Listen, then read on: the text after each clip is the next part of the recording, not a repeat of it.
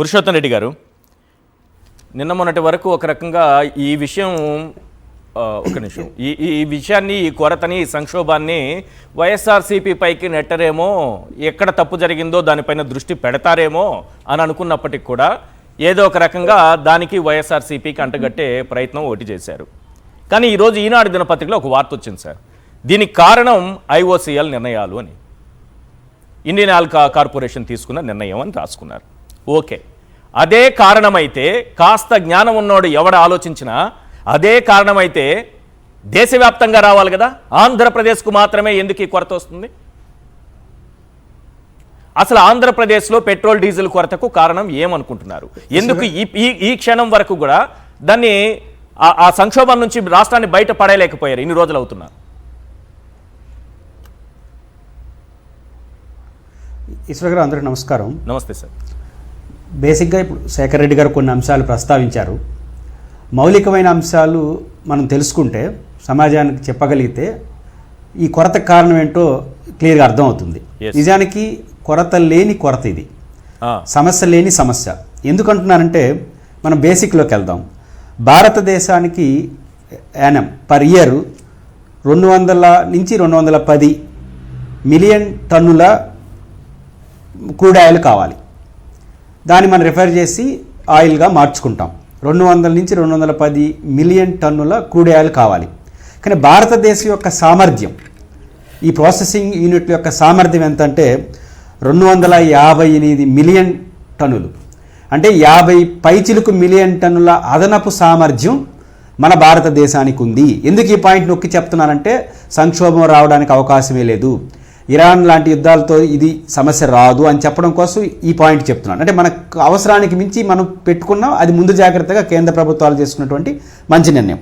అక్కడి నుంచి మనం తీసుకుంటే, రిఫైనరీ తీసుకుంటే భారతదేశంలో ఎస్పీసీఎల్, బీపీసీఎల్, ఎల్ఓసి, అదేవిధంగా రిలయన్స్, నయారా, ఇంకా సంయుక్తంగా అన్నీ కలుపుకుంటే 23 రిఫైనరీ భారతదేశంలో ఉన్నాయి. మన విశాఖపట్నంలో ఎస్పీసీఎల్ 5 టన్నుల నుంచి 7.5 టన్నుల నుంచి 15 మిలియన్ టన్నుల సామర్థ్యంతో విశాఖపట్నం ఎస్పీసీఎల్ నడుస్తుంది. ఇవన్నీ ఎందుకు చెప్తున్నానంటే, మనకు 40 రోజుల్లో 50 రోజుల్లో స్టాక్ రాకపోయినా కూడా తట్టుకునే కెపాసిటీ ఈ దేశానికి ఉంది. అందుకే కేంద్ర ప్రభుత్వం సంక్షోభానికి అవసరం లేదని చెప్పి చాలా స్పష్టంగా చెప్తా ఉంది. కానీ ఇవన్నీ వాస్తవాలు ఉన్నప్పుడు ఎందుకు సమస్య వచ్చింది? అది మౌలికమైనటువంటి ప్రశ్న.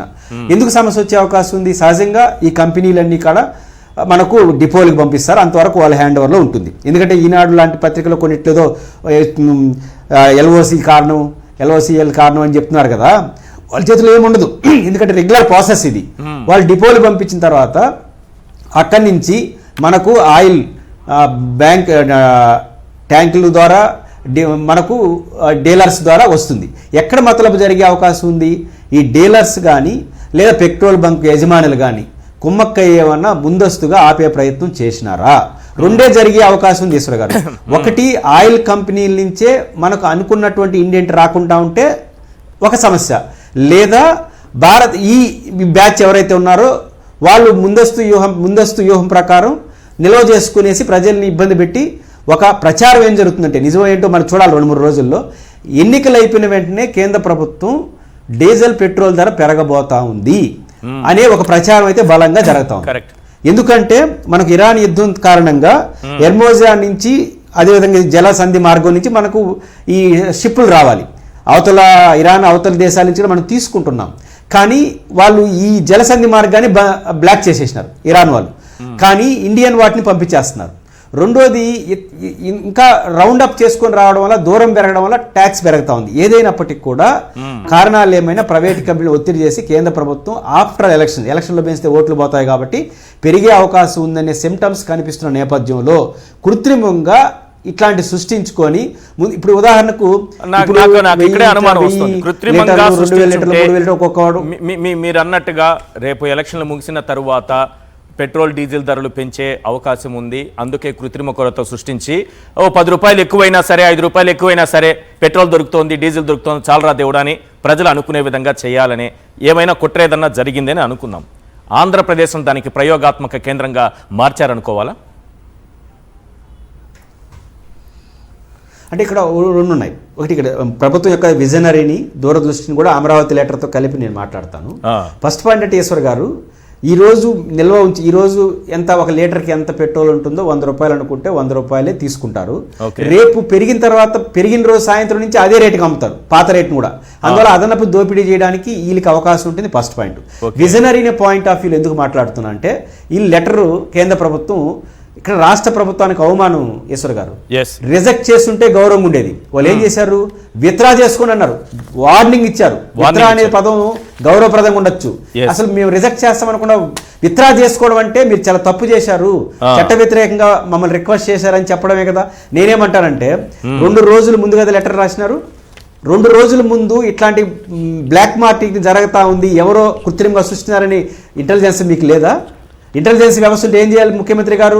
ఫస్ట్ ఆయిల్ కంపెనీలతో టెలికాంపెనీ పెట్టారు కదా, పత్రికలు అన్నట్టు పెట్టి మీరు ఏమన్నా ఇండియన్ ఫస్ట్ మన వాళ్ళు ఏం చేయాలి, మన దగ్గర ఉన్నటువంటి డీలర్లు, మన దగ్గర ఉన్నటువంటి పెట్రోల్ బంక్ యజమానులతో మీరు పెట్టిన ఇండియన్ ప్రకారం ఆయిల్ వస్తుందా రాదని సమాచారం తెచ్చుకొని కేంద్ర ప్రభుత్వంతో మాట్లాడి వాళ్ళు ఈగిపోతే వాళ్ళు తప్పు.